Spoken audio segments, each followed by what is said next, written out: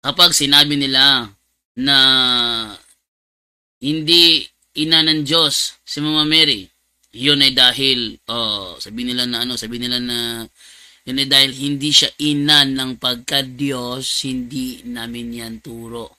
Naalala ko yung talakayan namin ni Peter Pindon ba? Doon sa Galatia 4:4. Gipakatawo siya sa tawhanong inahan. Gipakatawo siya sa tawhanong inahan. Kung sa Tagalog pa yon, ipinanganak siya ng taong ina. Ipinanganak siya ng taong ina. Tapos ang tanong niya, meron bang mababasa na gipaka-Diyos siya? Gipaka-Diyos siya sa tawhanong inahan. Gipaka-Diyos siya sa tawhanong inahan. When you say gipaka-Diyos niya, tapos tatapatan niya ng nung gipakatawo, tama naman yun. Tama na siya ay gipakatawo o ipinanganak. Tama rin na siya ay gipaka-Diyos kasi Diyos naman talaga ang turing ng Mama Mary sa kanya. Hirap naman na hindi Diyos. Diba? Kaya, yung paniniwala na yun ni Peter Pindon is hindi gumigiba sa topic. Kasi, ang ibig niya sabihin, ibigay namin yung kaatbang, yung opposite. Siya nagbigay ng terminong kaatbang tsaka opposite. Ano ko sa kanya? Ano bang opposite ng ng ipinanganak? Born. Sa English kasi born yun eh. Born. Ano ba opposite nun? Unborn. O, yung bang unborn, di pa ka Diyos? Mali, di ba? Napakamaling unawa ng mga Seventh-day Adventist. So, ngayon, ang tanong dyan, sabi nila, saan naging ina si Kristo? Si Kristo kasi, naging ina ni Kristo si Mama Mary. Si Kristo kasi, meron siyang dual nature. Meron siyang pagka-Diyos at pagkatao. Saan doon naging ina si Mama Mary? Yan ang ating topic ngayong umagang ito. Pero bago muna yan, magbabasa muna ako ng mga comment section. Ano po? So, ang nandito ngayon, tayo ay siyam, 8 kayo, ika-siyam ako. Sabi dito, good morning, Bro Jando, go, God bless, sabi ni Yamon Teho. Sabi naman ni Annalisa, also, good morning, Bro Jando. Andrigos, good morning po, Bro Jando. God bless po. How about ito sa natin, sa ating dun sa mga nanonood sa ating live ngayon sa Facebook ko. Nakikita nyo may nakalagay dyan na YouTube live link on description. Yan ay sa mga gustong makakita ng aking full screen. Ano yung full screen ko? Yung pinapakita ko sa screen yung mga talata, yung mga references, yun ay nasa description lang po ang link. May nakalagay sa description yan eh. Doon nyo makikita yung link sa live ko. Okay, sabi dito ni Milagros Barredo Magno, watching from Toronto, Canada. Good morning everyone. Okay, and from Maribel Peñaflor, good morning bro. Okay, sa lahat ng mga nandiyan ngayon ha, yung mga kaibigan ninyo mga protestante na tutol sa topic na Mother of God, tutol sa paniniwala ng Katoliko ng Mother of God, imbitahin po ninyo ngayon na pumasok upang malaman nila kung ano ba talaga ang ating turo at hindi sila gagawa ng kanilang sariling mindset na isasaksak sa atin para yun ang kanilang barat-banatan. Mali yun. Time check is 6:13 in the morning. Straight to the point. Live on the spot. Okay, so patuloy po tayo sa ating live ngayong umaga. Good morning. Nandiyan din si Reden Aguho. Good morning bro Jando from Atmonian, Quezon. Mika din Bukogan, Burungan. Good morning bro Jando, sabi niya. Okay, so atin nasimulan ang ating topic. Bakit naniniwala ang mga Katoliko na si Mama Mary ay Mother of God? Yun ba ay dahil ina siya ng pagka-Diyos o ina siya ng pagkatao? Yun ba ang ating katuruan? Well, ating lalabas ito ngayon yung paliwanag ni ChatGPT patungkol sa bagay na ito, kung bakit naniniwala ang mga Katoliko. Ano yung nakita niya na reason ba't naniniwala ang mga Katoliko? Eto na po. Yan. Ang sabi dito, bakit naniniwala ang mga Katoliko na si Mama Mary ay ina ng Diyos? Sabi ng mga Protestante na mali daw ang paniniwalang ito sapagkat wala raw ina ang pagka-Diyos ni Kristo. Ano ang masasabi mo tungkol dito? Anong sagot ni ChatGPT? Napakahalagang tanong ito at madalas na ginagamit ng mga Protestante laban sa aral ng simbahang Katolika. Narito ang malinaw, makasaysayan at makabiblia na paliwanag kung bakit naniniwala mga Katoliko na si Maria ay ina ng Diyos o Mother of God, Theotokos, at bakit mali ang argumento ng mga nagsasabing hindi siya ina ng pagka-Diyos ni Kristo. Ano kaya sabi ka dito, no? Una, si Maria ay ina ni Jesus. At si Jesus ay Diyos. Ayon sa Lucas 1:43, at saan ko natamo ito? Na ang ina ng aking Panginoon ay pumarito sa akin. Ang tinutukoy ni Elizabeth, wow, kay Ted Espinosa, nagbigay siya sa akin ng 100 stars. Ang tinutukoy ni Elizabeth, sa Luke 1:43, sabi ni Elizabeth, dinalaw siya ng ina ng kanyang Panginoon. Ina ng kanyang Panginoon. Ang tinutukoy ni Elizabeth ay si Maria.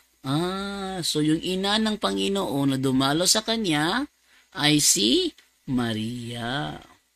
At ang salitang Panginoon, o Greek, Kyrios, ay ginagamit sa Diyos.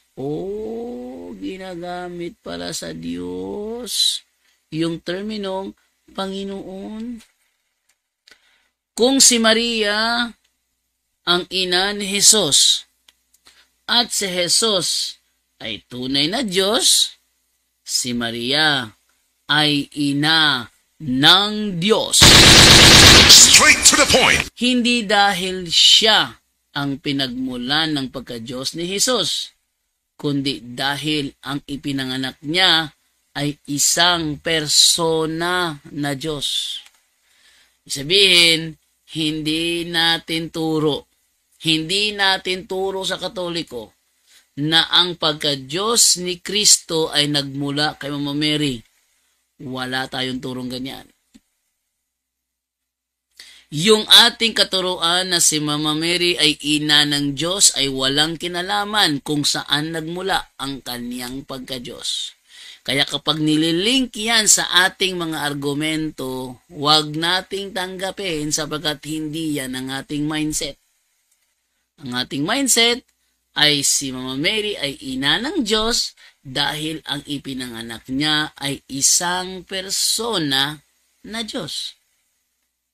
Tandaan nyo, napansin ninyo, maraming beses na ako ditong pinasok ng mga Protestante, nagtatanong sa akin, nagbibigay ng ideya, pero yung ideya binibigay nila, idea mindset ng Protestante, napansin nyo, hindi ko tinatanggap. Ano ang reason ba't hindi ko tinatanggap?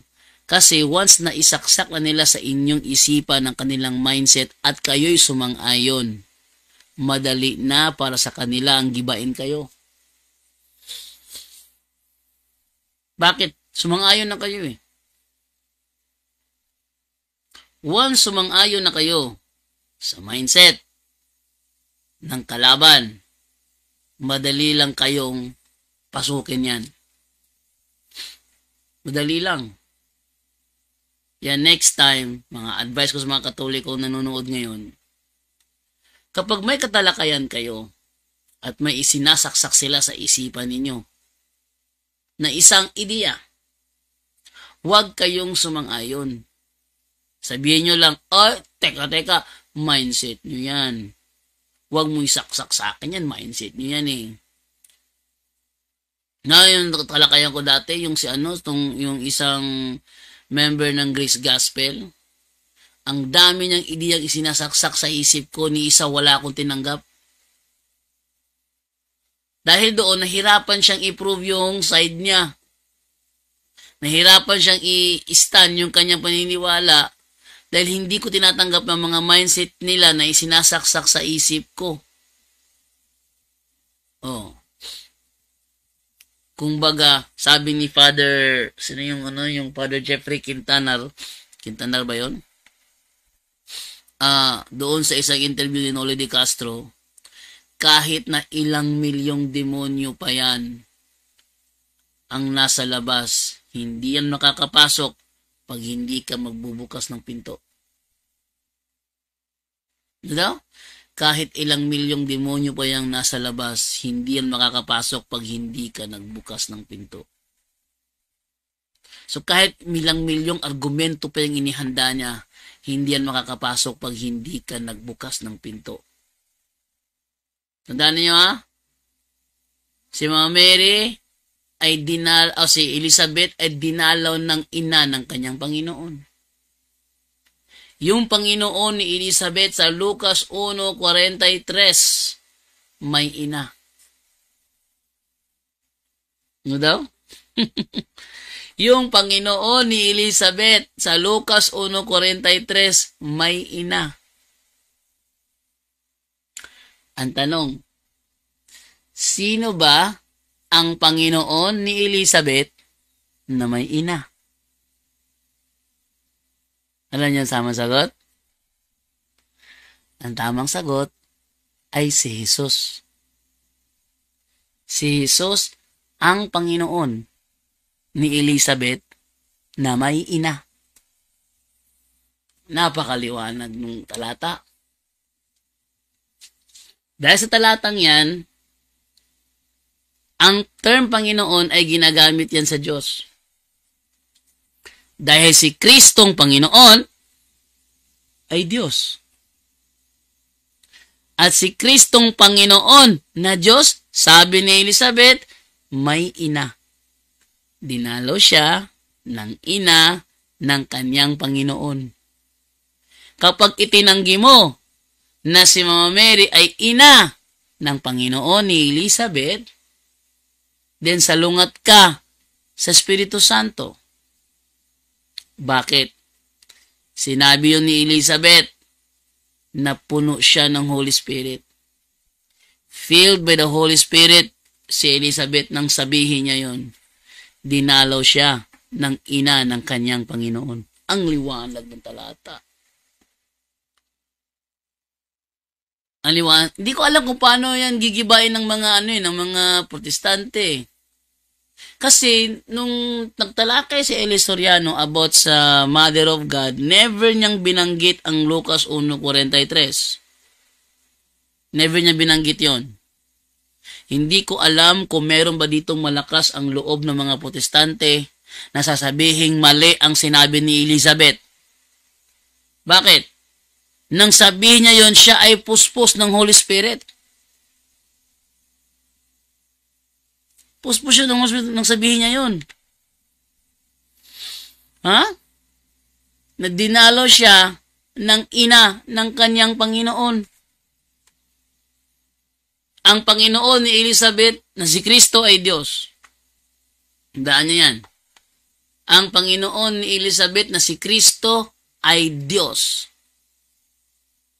At ang kanyang Panginoon na si Kristo na Diyos, sabi niya, may ina. At yung ina na yon ay dumalo sa kanya. Eh, ang ginagawa ng mga protestante para gibain yung ating paniniwalang si Mama Mary ay ina ng Diyos, doon na dinadaan sa si Maria ba ay Diyos din? Hindi nagigiba yun sa ganong reasoning? Alin ba nauna? Si Maria ba o si Kristo? Hindi yan gigiba sa issue. Hindi nakakagiba sa issue. Sabihin natin na nauna si Kristo bilang Diyos. Nauna siya. Oh. Hindi ba nagkatawang tao? Nagkatawang tao si Kristo? Nung siya'y nagkatawang tao, nagkaroon ba siya ng ina? Ha? Nagkaroon ba siya ng ina?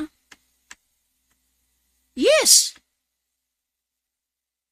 Biblically speaking, nung nagkatawang tao ang verbo, mayroon siyang ina na nagsilang sa kanya. Ate, tuloy sinasabi ni ChatGPT, Tuloy natin. Ang sabi to ChatGPT ganito. Isinilang ni Maria ang buong persona ni Kristo, hindi lang katawan. Yes. Walang ina na nagsisilang ng nature. Halimbawa, o ugali. Kasi yan kalikasan, ugali, nature, synonym lang yan Halimbawa, nung pumasok siya dun sa katawan na yon, naipanganak na ni Maria. Nung pumasok siya sa katawan na iyon, naipanganak na ni Maria. Baka sabihin nyo na ako'y gumagawa ng pakita ko yung video mismo Sa mga gusto makakita nung pinapakita ko sa screen, dito kayo sa live ko sa YouTube.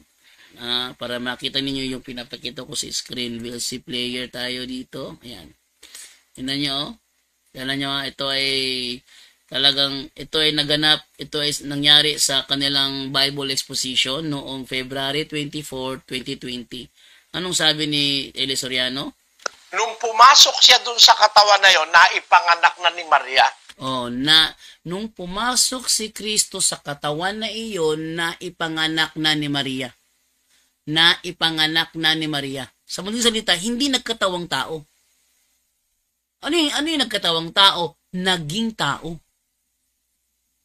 Kaya nga incarnate. Kaya nga nag-incarnate. Pag sinabing incarnate is nagkatawang tao o naging tao. Nag-anyong tao. Hindi pumasok sa tao. Iba yung pumasok lang sa tao, iba yung naging tao mismo.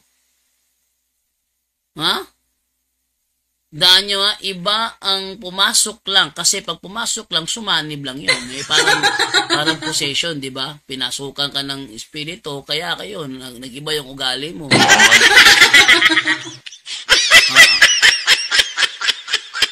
Ang tawag dyan sa ideyang yan is Nestorianism.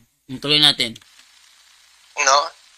Imagine, sasabihin mo ngayon, a form of the greatest blasphemy na ang Diyos papasok sa tiyan ng babae. Sabi niya, a form of greatest blasphemy daw na ang Diyos papasok sa sinapupunan ng babae. Hindi blasphemy yun. Parte yun ng Parte yun ng propesiya. Ating basahin ng sinasabi sa propesiya. Ating basahin na, ano ba sinasabi wait lang. Dito tayo sa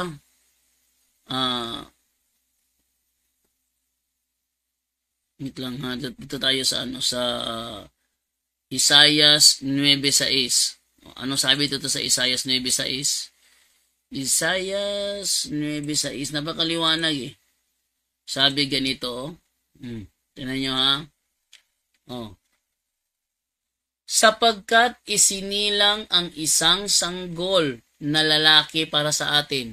Ang isinilang sanggol, hindi katawan lang na empty shell.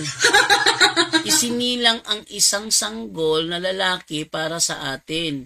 Ibinigay ang pamamahala sa kanya at siya ay tatawaging kahangahangang tagapayo. Sino ang tatawaging kahangahangang tagapayo? Yung katawan lang ba? Mali. Makapangyarihang Diyos. Alin na makapangyarihang Diyos? Yung katawan lang ba? O yung batang isisilang? Yung sanggol na isisilang. Mali talaga unawa ng MCGI Si Larry Silva yan, nag-uumigting yang sa galit sa akin.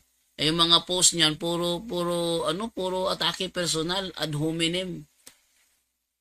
Napansin yung mga post Larry Silva patungkol sa akin? Puro ad hominem. Alam mo dyan gago ka. Mga post ni Larry Silva. Tindi talaga ng galit niya sa akin. Sige, magalit ka lang sa akin. Ang gusto mo. Total, pananagutan mo yan. Pananagutan mo yan sa araw ng paghuhukom. Sige, magalit ka hanggat gusto mo. Hindi kita pipigilan. Magalit ka hanggat gusto mong magalit sa akin. Hindi kita pipigilan dyan. Total, ikaw magbabae niya pagdating ng araw. Babayaan mo yan. Hindi naman ako mananagot dyan eh. Sige, tuloy mo lang. Kung gusto mo na mapuot sa akin, go ahead. I will not stop you. I will just let you get mad at me because I am telling the truth. Go ahead. Larry Silva, no? Kung nanonood mo si Larry Silva ngayon. Sabi ito, ano pa sabi ni Soriano? Tapos dadaan sa sex organ ng babae. Napakamaling nun. Napakamaling deduction nun. Napakamaling deduction. Saan siya lumabas? Pinanganak siya. Yan ang Nestorianism. Yan ang Nestorianism, no? Ipinanganak ni Mama Mary ang persona, hindi ang katawang tao lang. Tapos pag panganak na niya, pumasok na si Kristo, mali yun. Mali na unawa yun. Saan niya kinuha yung unawang yan? Nasa Hebreo 10:5 niya kinuha ang unawang yan. Mali. Ang ibig sabihin na isang katawan na sa akin ay inihanda mo, ang ibig sabihin nun, may propesiya siyang gaganapin na siya'y magkakatawang tao. Tingnan nyo sa lahat ng komentaryo ng mga Bible scholar kung sinasabi doon na isang katawan sa akin ay inihanda mo, ang meaning noon, mayroon siyang propesiya gaganapin na bilang tao. Yon ang ibig sabihin nun. Sa kanila kasi, nagbasa ng Biblia, din gawa ng kanilang interpretation na yun ang kanilang unawa doon, yun ang kanilang papaliwanag, na parang yun talaga ang ibig sabihin ng author. Mali. Kasi kung yun ibig sabihin ng author, kinukontra niya ang sinabi ni Apostle John na the Word became flesh. Ano yung nagkatawang tao? The Word became flesh. Minsan kasi, narinig ko dati, sinabi ni Soriano, kaya nga nagkatawang tao, parang ganito ba, lalaki, nagdamit babae. Oh. Lalaki, nagdamit babae. Yung damit, hindi mong hubarin yung damit. Di ba? Hindi mong hubarin yung damit. Pag ninubad yung damit, makita mo yung pagkalalaki niya. Yun ang ano ni Soriano doon eh. Nagdamit babae. Naisip ko, mali palang unawa pala yun. Maling unawa. Kasi ganito yan eh. Yung sinabing nagkatawang tao sa English nan and the Word became flesh. Eh kung nagdamit babae lang, hindi siya naging damit. Kasi nagdamit lang eh. Iba yung nagdamit babae sa naging damit babae. Iba yun. Yan naisip ko, dati, naririnig ko yung paliwanag ni Soriano yun, kala ko tama eh. Di ba? Para bang lalaki, nagdamit babae. Oh. Yun ang kanyang paliwanag doon. Akala ko nung una ko narinig yun, akala ko tama. Pero mali pala. Iba yung nagdamit babae sa naging damit babae. Pag sinabing nagdamit babae, ang lalaki nagdamit babae, nagsuot lang siya ng damit na babae at pwede niyang hubarin anytime niya gusto. Pero si Kristo, nung siya'y nagkatawang tao, hindi na niya hinubad yun. Never niya hinubad yun. Ang pagkatawang tao, never niya hinubad yun. Saan sa Biblia hinubad niya ang kanyang pagkatawang tao? Wala. So, hindi siya pwedeng gawing example yung nagdamit babae. Kasi yung nagdamit babae, pwedeng hubarin anytime. Samantalang si Kristo, nagkatawang tao, hindi niya mahuhubad yun. Nung siya nagkatawang tao, sa English, became flesh, ibig sabihin, kung sa ideya niya sasakyan natin, si Kristo ay naging damit babae o naging tao, yun ang tamang ano doon. Pero yung nagdamit babae lang, nagdamit babae, hindi pwede yun. Pwede niyong hubarin anytime yun eh. Talaga napakamali talaga ng unawa ng MCGI. Napakamaling unawa talaga ang turo ni Eli Soriano sa mga membro ng MCGI. Si Kristo ay hindi lang nagkatawang tao. Yung nagkatawang tao, ang sabi do, ang meaning noon, naging tao. Hindi nagdamit ng tao. Talagang naging tao. At nakita siya bilang tao. Kumbaga, kung at isasakyan nyo kanyang analogy sa damit, nakita siya bilang damit. Nakita siya bilang damit. Hindi siya nakita bilang lalaki na nagdamit babae. Iba yun. Nakita siya bilang damit. Iba yun sa nakita siyang lalaki na nagdamit babae. Iba yun. Tingnan mo yung grammar, napakaiba ng sa grammar ng uunaway mo, iba eh. Oh. Mali talaga ang turo ni Eli Soriano sa MCGI. O sabi niya, ako tinitira personal eh. Yung reklamo niya, di ba? Tuloy natin ha. Ang sabi niya dito. Dadaan ng Diyos at yan sa sex organ ng isang babae, dinadaanan ng ihi. Saan ba lalabas pag isinilang yung bata? Tingnan ninyo ha, anong klaseng unawa meron si Eli Soriano ha? Isang may dadaan yung bata alangan sa puwit.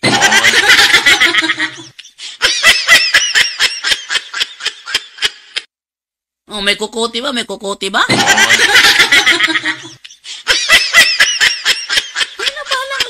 Tingnan nyo kung ano siya magturo. Anong klaseng tagapangaral si Eli Soriano? May magrereklamong MCGI dyan? Sige, magreklamo kayo. Pasukin nyo ako rito. Ha? Tingnan nyo kung anong klaseng turo meron ng sinasaksak ni Eli Soriano sa kanyang mga membro.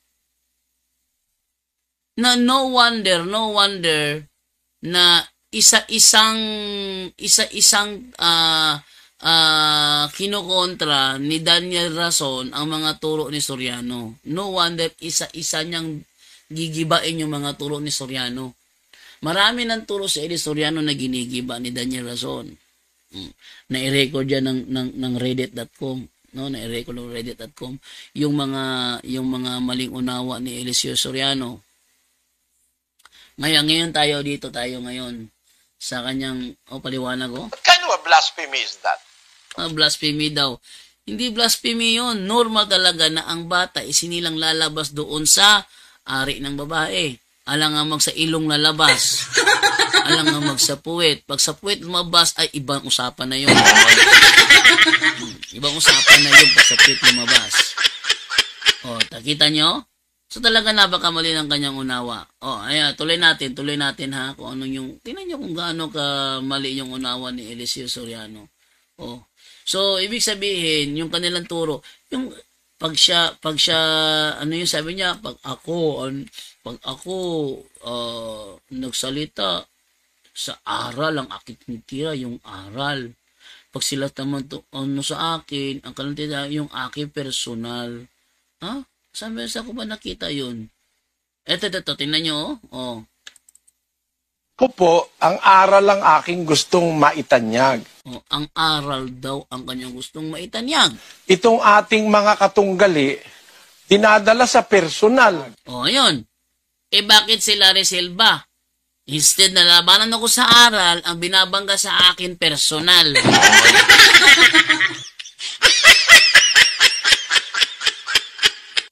Iaral pala. Ating ulitin.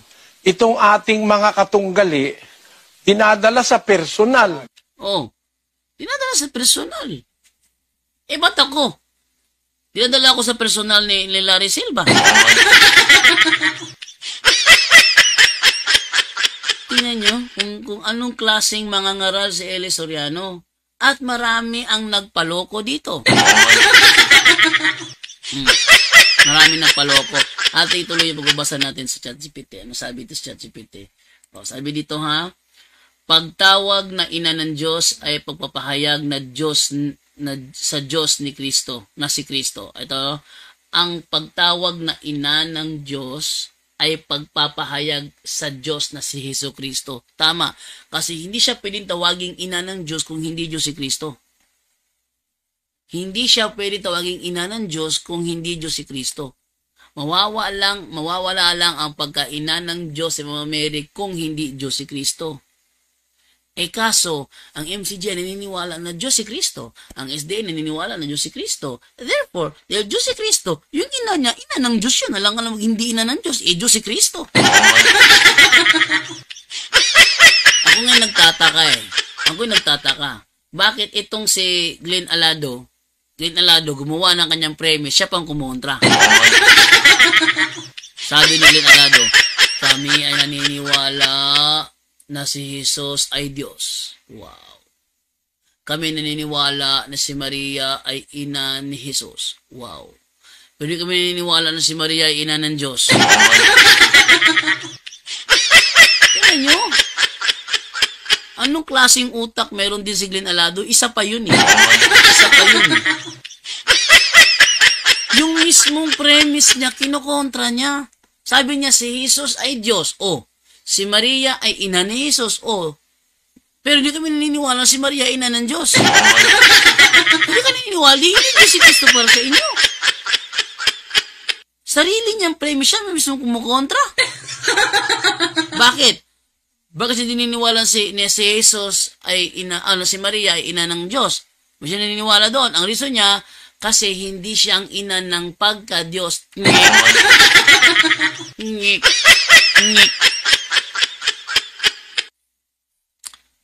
Ano ba ang nagkaroon ng ina?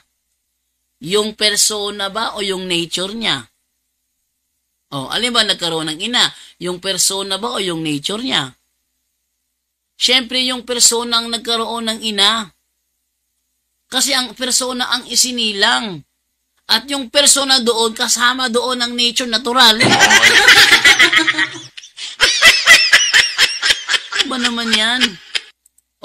So ating pagpatuloy, ating binababasa ito kay ChatGPT. Ano sabi dito, ha? Sabi dito. Tuloy natin.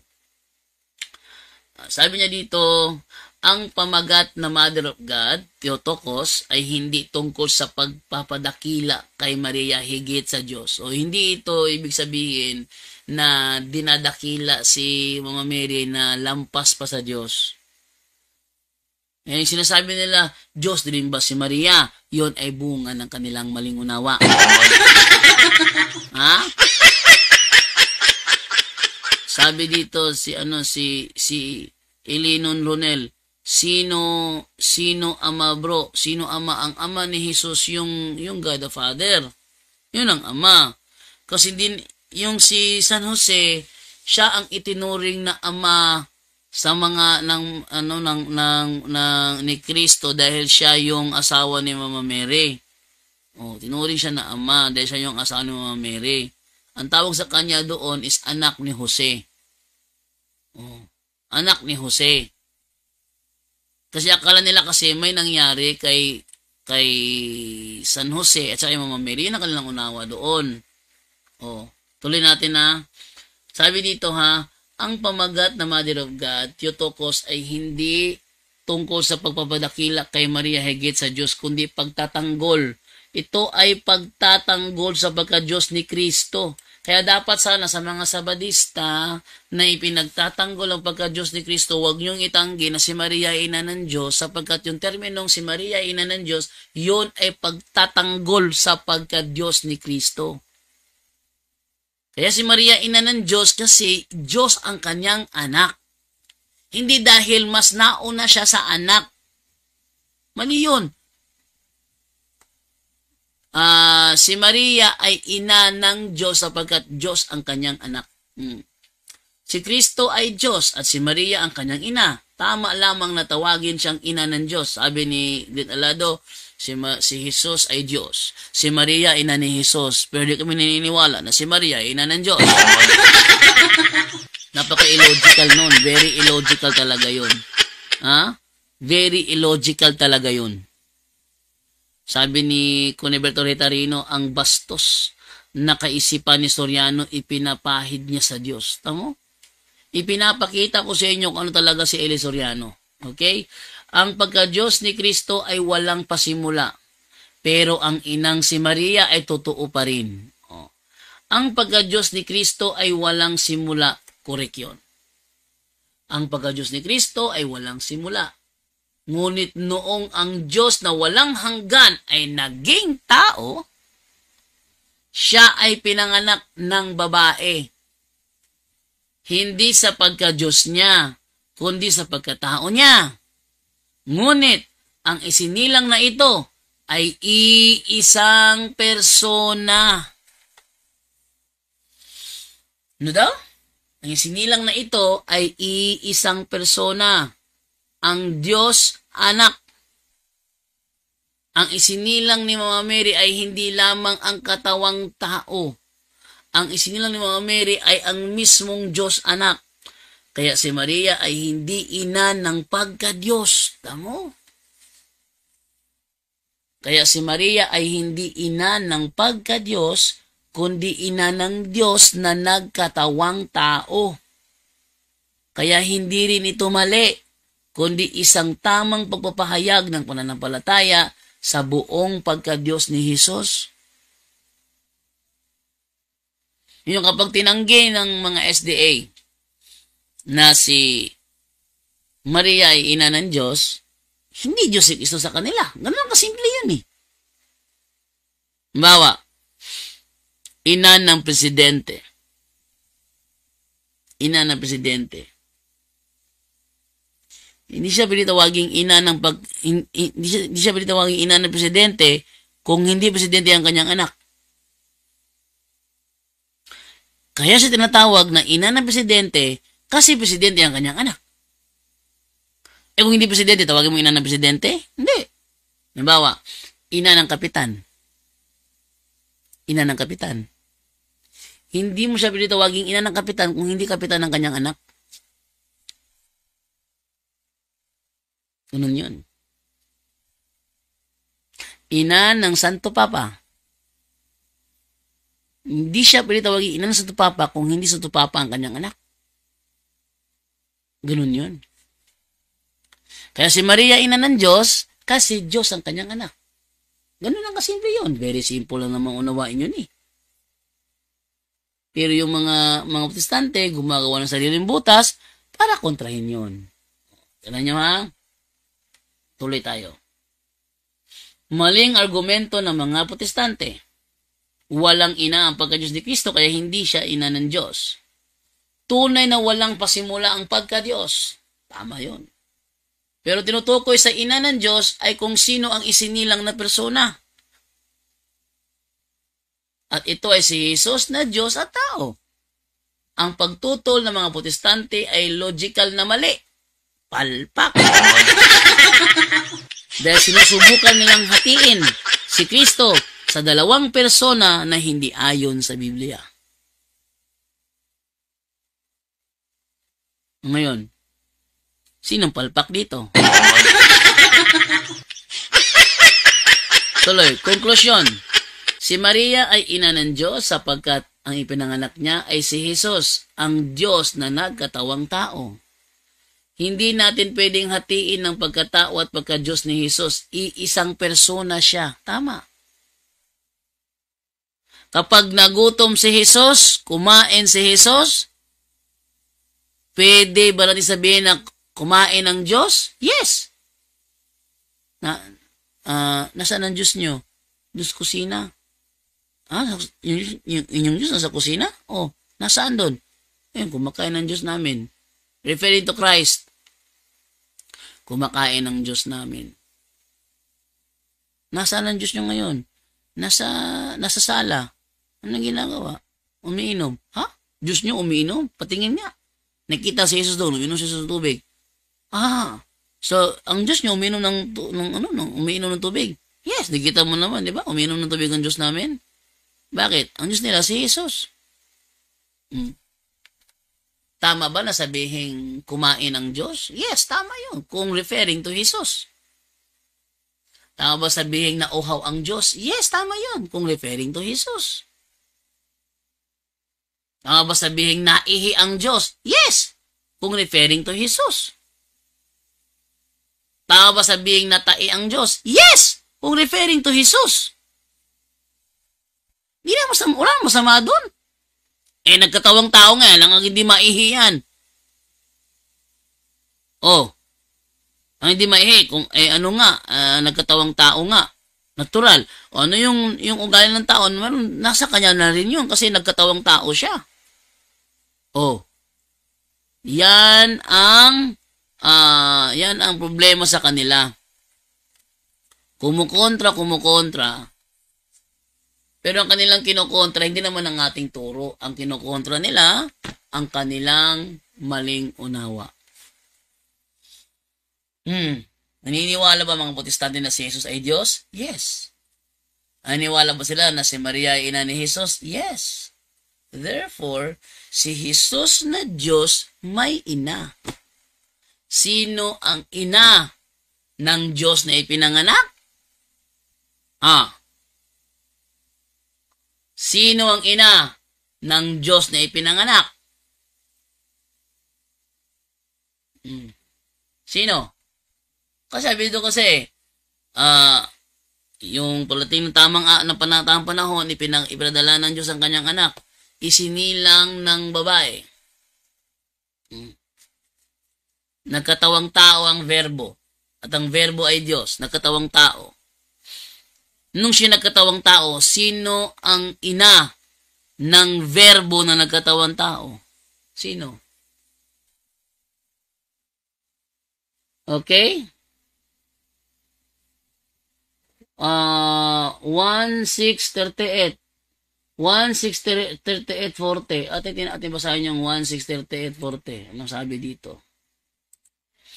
1:6:38:40. Sa mga gusto makita ng aking screen, lipat lang po kayo sa aking YouTube live. Makita nyo ang aking screen dito. 1:6:38:40. Atin basahin ha. Paano ito ba? Simulan dito sa Sa 35 tayo masimula. 35. Sabi sa 35 ganito. Sinabi ni Jesus, ako ang tinapay ng buhay. Ang lumalapit sa akin ay hindi na magugutom kailanman. At ang sumasampalataya sa akin ay hindi na mauuhaw kailanman. Ngunit sinabi ko na sa inyo, nakita na ninyo ako, ngunit hindi pa rin kayong sumasampalataya sa akin. Lalapit sa akin ang lahat ng ibinibigay sa akin ng Ama. At hindi ko itataboy kailanman ang sinumang lumalapit sa akin. Ako'y bumaba mula sa langit, hindi upang gawin ang sarili kong kalooban, kundi ang kalooban niya na nagsugo sa akin. At ito ang kanyang kalooban, ang huwag kong hayaang mapahamak ang kahit sino man sa mga ibinigay niya sa akin, kundi ang buhayin ko silang muli sa huling araw.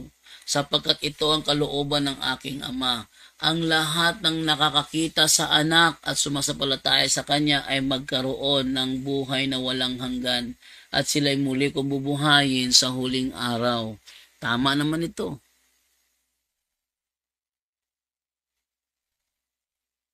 At titingin ko, hindi naman ito, wala ito kinalaman sa sa issue about Mary. Pero tama ito. Sapagkat ang tutukoy dito yung anak. Yung anak na Diyos na nagkaroon ng ina.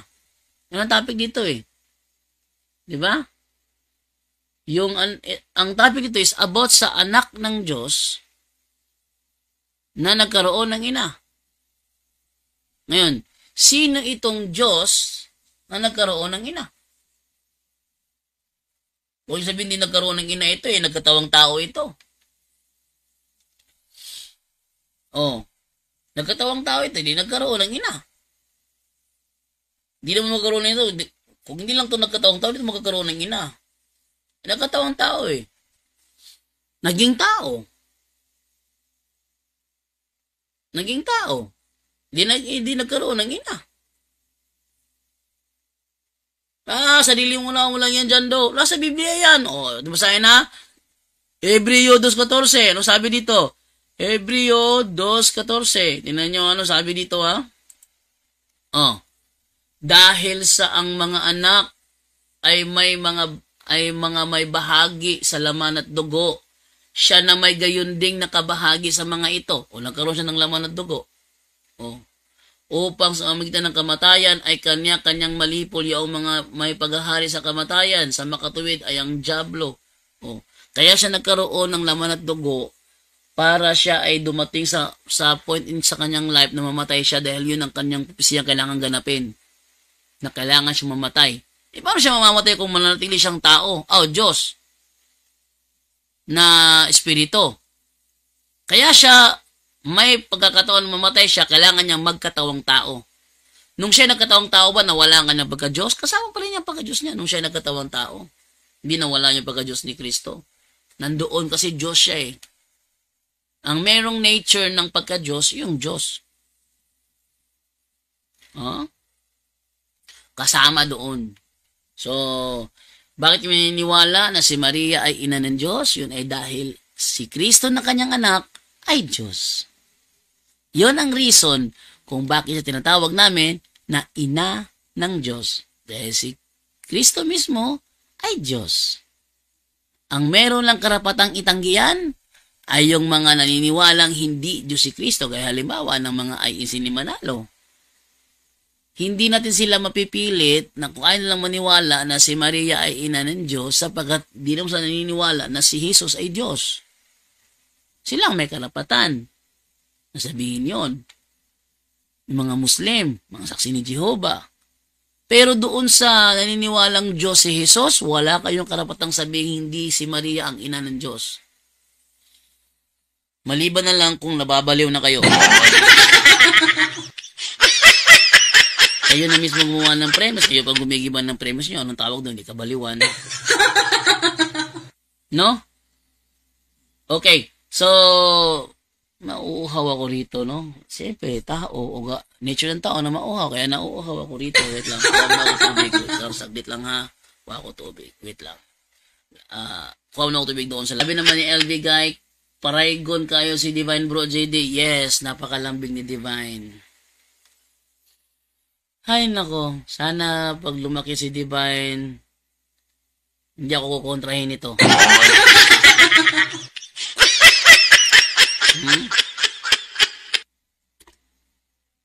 Sana hindi ako kontrahin ito paglaki nito. Okay. Sabi naman ni Jose Atahar, good morning Bro JD. Ano pong talata sa Biblia na pwedeng batayan na iniakyat sa langit si Mama Mary? Actually, nung iniakyat sa langit si Mama Mary, wala na nagsusulat ng Bible. Wala na nagsusulat ng Bible noon. At hindi na isulat sa Bible yon yung siya umakyat sa langit. Pero may prophecy kasi na may nakita na babae doon sa langit na siyang nagsilang sa maghahari sa buong sangkatauhan. Kami naniniwala na yun na tumutukoy kay Mama Mary. Yung babae na nasa langit na siyang nagsilang ng isang batang lalaki na maghahari sa sangkatauhan, yun si Mama Mary. Wala namang ibang ina si Jesus. Alam nyo, lahat ng mga protestante, hindi sila tutol na si Jesus yung batang lalaki tinutukoy doon sa Revelation 12:5 na maghahari sa lahat ng sangkatauhan. Wala silang tutol doon. Pero isinilang ng naturang babae, sino babae mo sisilang doon kung hindi si Mama Mary yun? Yun ang malaking tanong doon eh. Tapos sabi nila ngayon, yung nagpunta doon sa ilang, si Mama Mary nagpunta sa ilang at nagtago. Hindi ba totoo? Hindi ba totoo na na siya ay inilayo ng Panginoon doon sa mga gusto pumatay kay Jesus? Di ba totoo 'yon? Di ba totoo naman inilayo siya? Pwede rin mo rin niyang i-apply yung babaeng niyan sa iglesia. Pwede rin. Sa iglesia ng Israel, kung saan sila ay pinersecute, pwede rin. Pero hindi mo mailalayo yung realidad na yung babaeng yan ang nagsilang sa batang lalaki na maghahari sa lahat ng bansa. Sino yun? maliban kay Jesus. Sino yun? Napaliwanag din nyo. Diba? O, at ituloy yung magbabasa ng mga comments. Okay, sabi dito ni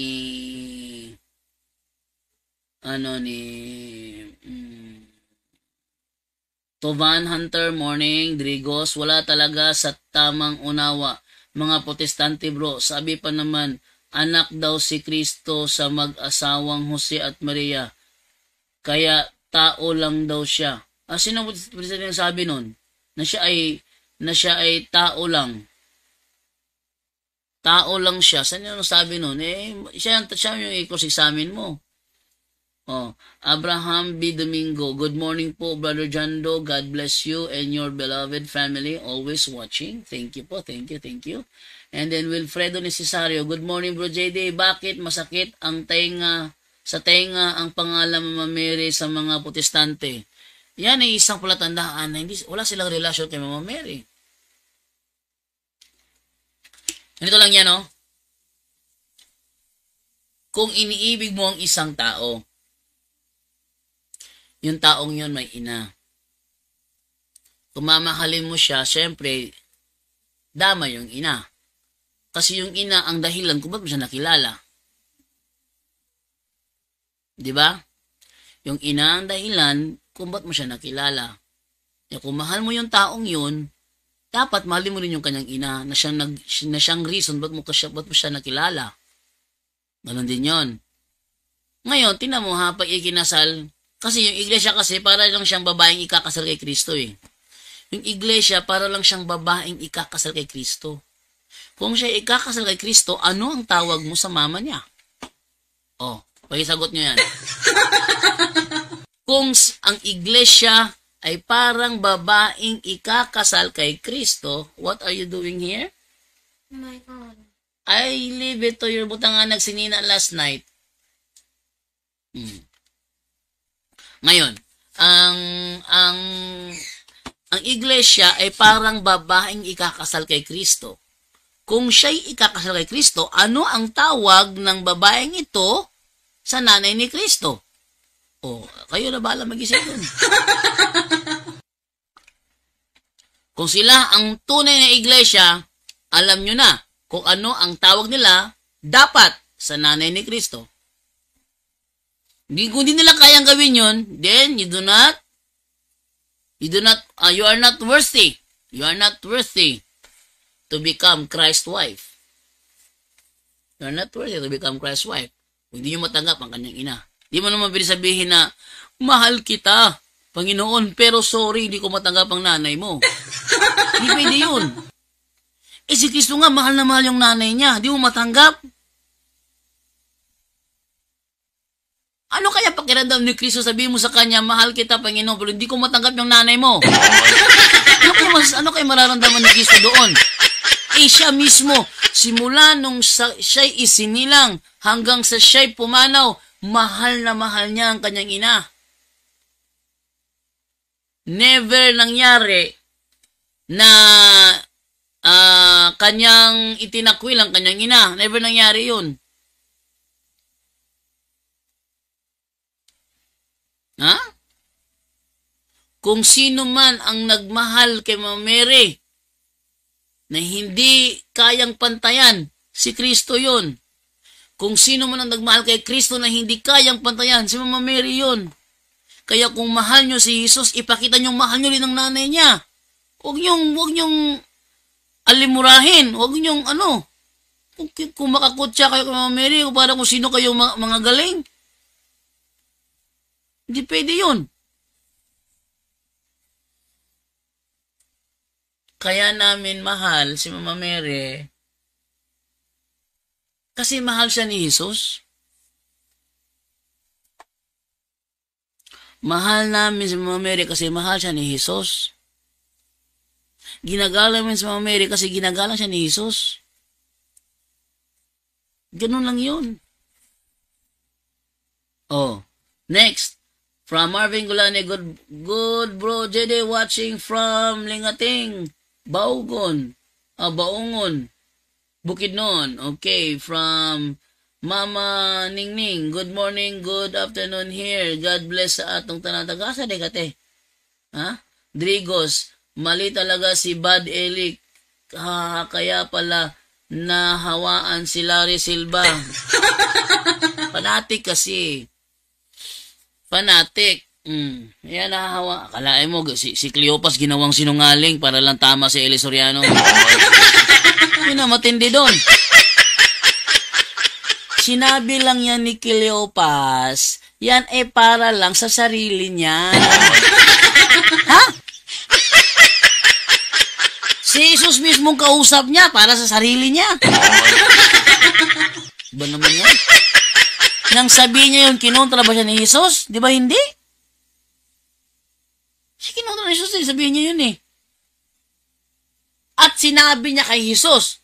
So, hindi para sa kanyang sarili yun. Kita nyo? Ginagawang sinungaling si Cleopas para lang gawing tama si Eli Soriano. Ay, matindi talagang kaibangan yun. Sabi ni Marvin Golani, Bro JD, excriminated pala si Bishop Marmarie Emmanuel. Di ko alam yan, bro. Wala akong alam dyan, bro. Drigo, isa pa yan. SDA na si Stroman Glenn Alado. Walang common sense. Napaka walang common sense ni Glenn Alado. Doon pa lang sa kanilang talakayan ni Padadawin about doon sa sa Church the Pillar and the Ground of Truth. Doon pa lang walang talagang common sense eh. Ako talakayan ni Glenn Alado sa topic na yan about sa Church the Ground and the Pillar of Truth. Tingnan nyo kung hindi mananaig yan. Gibang-giba siya kay Padre Darwin eh. Gibang-giba siya. At pag naramdaman niyang lumalamang Padre Darwin sa reasoning, sabi naman niya, huwag mo kong dalhin sa reasoning na yan.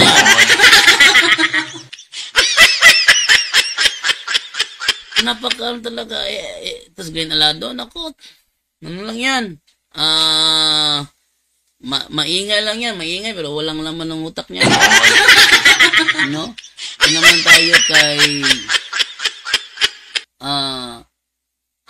ayun si 1914 naman ang salita lang daw ng Ama ang naging tao. Di daw ang verbo. Mali. Yung ang salita ng Ama, yun ang verbo. Kumbaga sa Revelation 19:13, ang verbo ng Diyos ang tawag kay Kristo. Ang verbo ng Diyos. Ano ba ang verbo sa 1:1?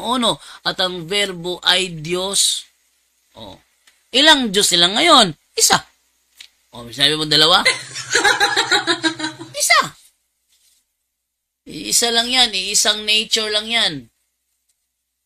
Iisang nature.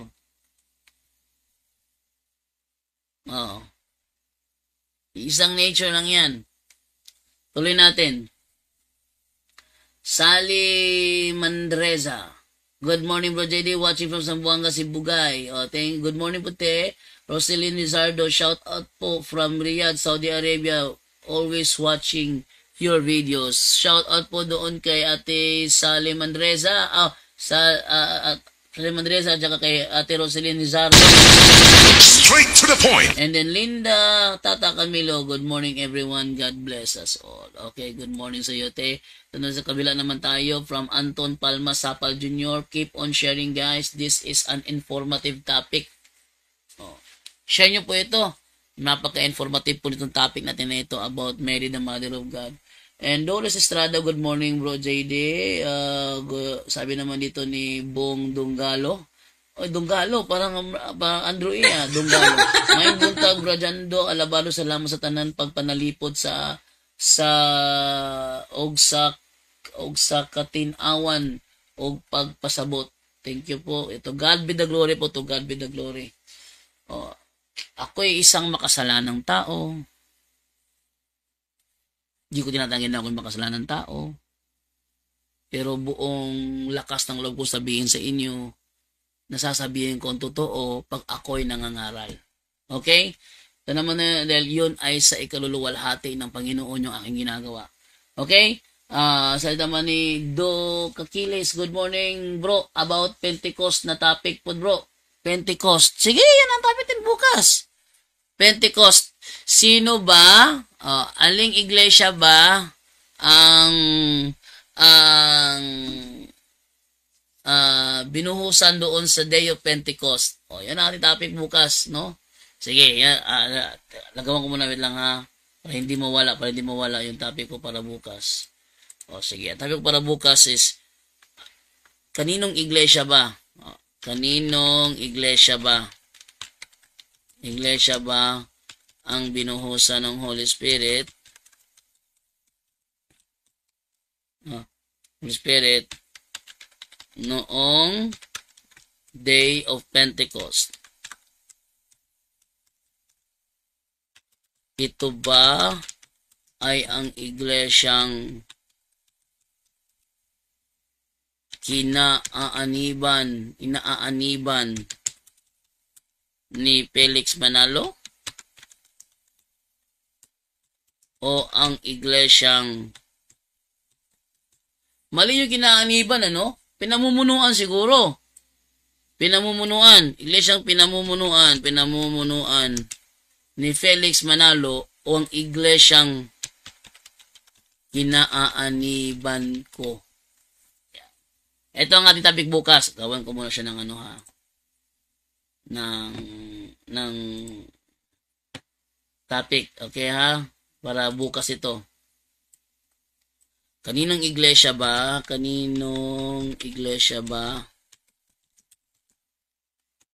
ang binuhusan ng Holy Spirit? Holy Spirit sa Day of Pentecost. Day of Pentecost. Lagpas.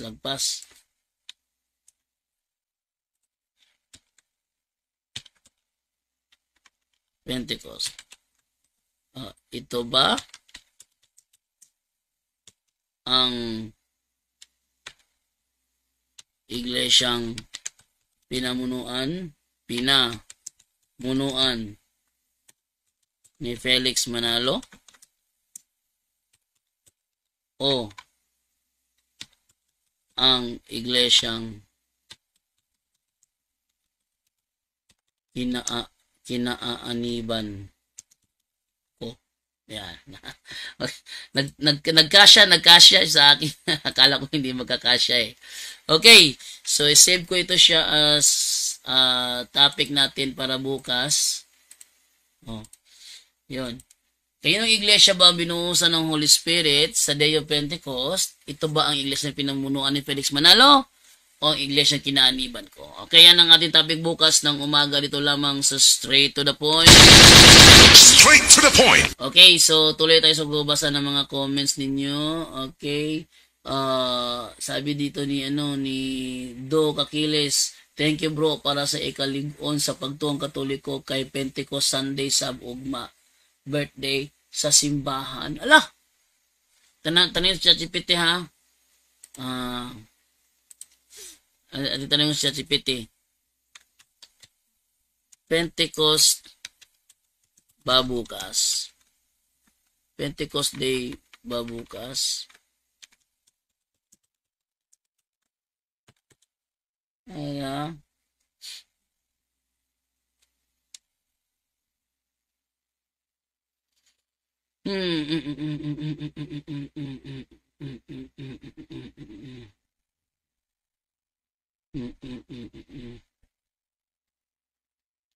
Yes, June 8. Sabi dito ni ni ChatGPT, pakita ko sa inyo. Ayan. ChatGPT ito. Ayan Kailan ang Pentecost Sunday ngayon 2025? Ang Pentecost Sunday ay ipinagdiriwang 50 days after Easter Sunday. Easter Sunday 2025 falls on April 20, 2025. Kung bibilang ka ng 50 days mula April 20, ang Pentecost Sunday ay June 8. June 8, 2025. Ilang taon na bukas ang Iglesia Katolika. Ilang taon na bukas ang Iglesia Katolika. Magandang tanong. As of June 7, 2025, ang Iglesia Katolika ay nasa 1,992 years old na. 1,992 years old na. Oh. Ilang taon bukas? Oh, ilang taon bukas? Ilang taon na? Ilang taon bukas ang Iglesia ni Kristong tatag ni Felix Manalo. Itong tatag ni Felix Manalo. Oh. Ilang taon na? Searching the web. Okay. Bilang ng Hunyo 7, 2025, ang Iglesia ni Cristo ayon sa tatag ni Manalo ay nasa 111 taon na. Hindi pa sila umaabot ng 500 years. Paano nyo sasabihin kayo ang tunay na iglesyang nasa Biblia? Wala ba yung 500 years? Samantalang ang Katoliko, 1,992 years old na. Oh, ang SDA. Ilang taon na ang SDA? Ilang taon na ang SDA? Ganda dito, no? Ilang taon na ang SDA? Ang sagot. Okay. Bilang ng Hunyo 7, 2025, ang Seventh-day Adventist Church ay nasa 162 taon na mula nang ito'y opisyal na mitatag noong May 21, 1863 sa Battle Creek, Michigan, USA. Ano daw? 162 taon lang. 162 years old lang ang Seventh-day Adventist. 111 naman yung sa INC. Sa madaling salita, mas matanda pa si SDA sa INC tinatag ni Felix Manalo. How about MCGI? Ilang taon na ang MCGI? Ilang taon na ang MCGI? Yan natin na. Bilang ng Hunyo 7, 2025, ang Members Church of God International na mas kilala sa programang Ang Dating Daan ay 48 taon na mula nang ito'y may tatag noong 1977. Kulilat. Ano daw? 48 years old pa ang MCGI. Tapos nagkiklaim na sila ang tunay na samahan. Ngek! Ngek! Maya naman kayo, MCGI. Larry Silva. Ngek! Maya naman kayo, mga MCGI. 48 years old lang pala kayo eh. 48 years old. Dahan-dahan nang nagko-collapse.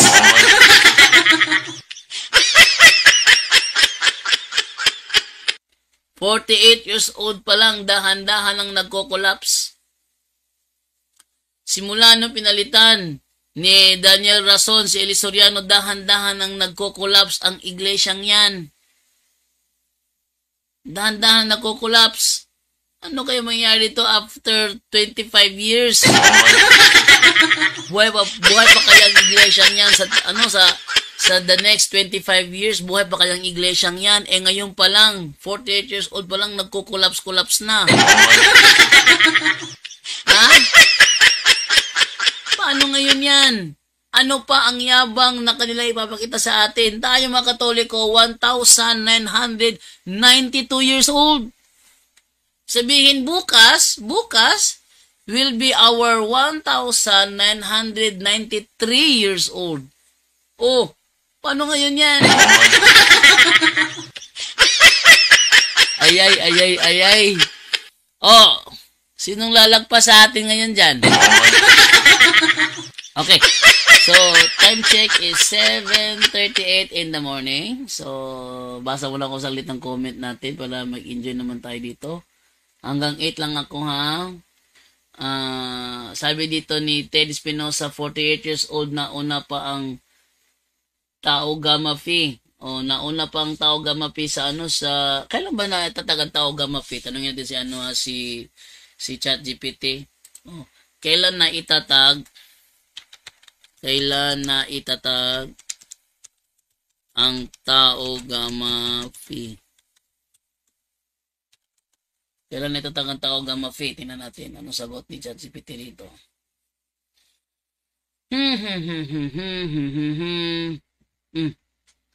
Ha? Sabi dito, anong sabi dito? Ang Tau Gamma Phi, kilala rin bilang Triskelions Grand Fraternity, ay tinatag noong October 4, 1968 sa University of the Philippines, Diliman, Quezon City, ng 6 na estudyante na nananais na isang kapatiran na katuon sa prinsipyo ng Fortis Voluntas Fraternitas, lakas, malayang kalooban kapatiran. Bilang ng Hunyo 7, 2025, ang Tau Gamma Phi 56 years old na 56 na taon na mula nang ito'y maitatag. O ba, mas matanda pa pala yung yung Tau Gamma Phi sa ang dating daan. Naku. Iba naman yan. Tapos gusto nila rin sa Ilban na ayaw akong magtanong sa ChatGPT. Paano ngayon yan? Totoo mga sinasabi ni ChatGPT sa akin. Na ang MCGI 48 years old pa lang. Na mas matanda pa sa inyo ang Tau Gamma Phi. Sabihin, marami ng membrong Tau Gamma Phi, hindi pa naitatag yung MCGI na yan. Naku, kawawa naman ako. To make his message known is our responsibility. So here we are to pledge our lives to the